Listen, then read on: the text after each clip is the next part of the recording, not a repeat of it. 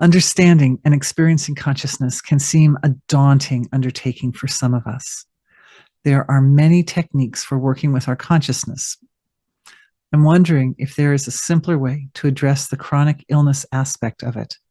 Can we do a healing to initiate or create, for example, a switch to enable the healing process? That's such a nice idea. I love it. The switch sits within the field of what we know ourselves to be. It has to sit there because that's the fundamental core position in the field of consciousness that shifts first to make everything at the surface shift. And the shift that happens right there is, I thought I was this, but now when I see myself through the eyes of the divine, I realize I'm this. And I realize who I really am.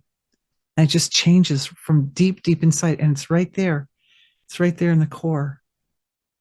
So just feeling that upgrade right in the heart center and all the nervous system around the center of the chest, the wisdom center of the chest or the heart area, to be able to make that specific adaptation that I thought I was this. And now through the eyes of the divine, I see I'm this. And sometimes, like I said, if there's, depending on the stability and adaptability of the nervous system, sometimes you can make a big change. Sometimes it's going to be a smaller change, just depending on what you're dealing with at the moment.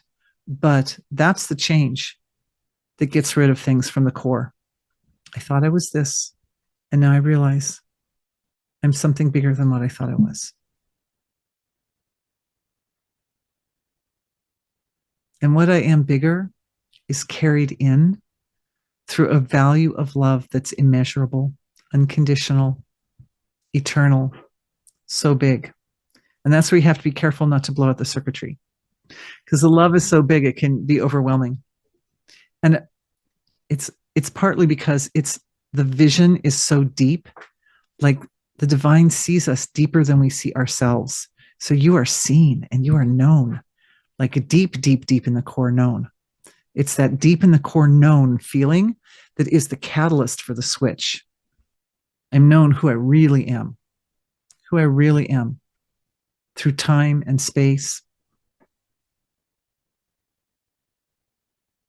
beyond all of the luggage that I carry, all the baggage that might be carried at surface. And of the baggage, that brings me to another question. I was just thinking how to address. So the question here is, there's a natural hole in a baby's heart between the left and right upper chambers. Patent foramen ovale, or ovale, PFO. And it's supposed to close right after birth, but mine didn't close. Maybe this is because my mother refused to see me, hold me, or feed me for the first 15 hours of my life. Is this a chronic condition that energy healing could address? Yes. If so, I'd be grateful to finally have this healed.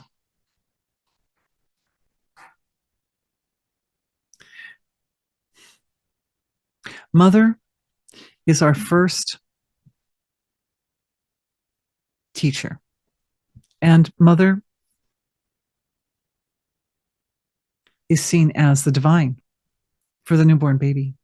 And newborn babies, obviously can't talk and things like that. They can't drive cars, they can't do stuff.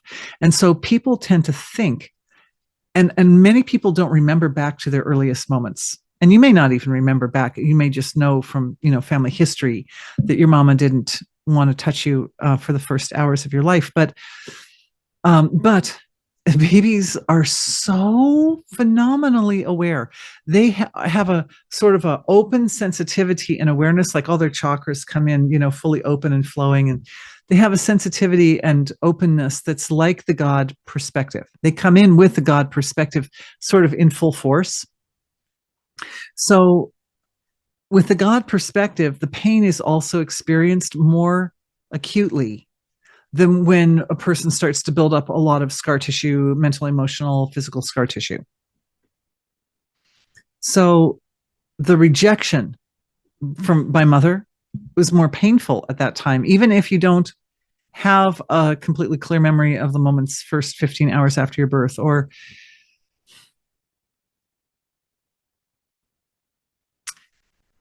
and that rejection from mother became integrated as the foundation for the sense of self, who I am.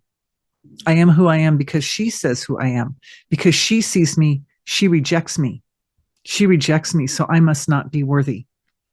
And of course, when it's somebody that you live with, and if you grow up in an abusive home life when you're a little kid, then what happens is other behaviors and activities or interactions with mother sort of cement that in. Because she'll say and do other things later on that are sort of further add fuel to that fire or whatever.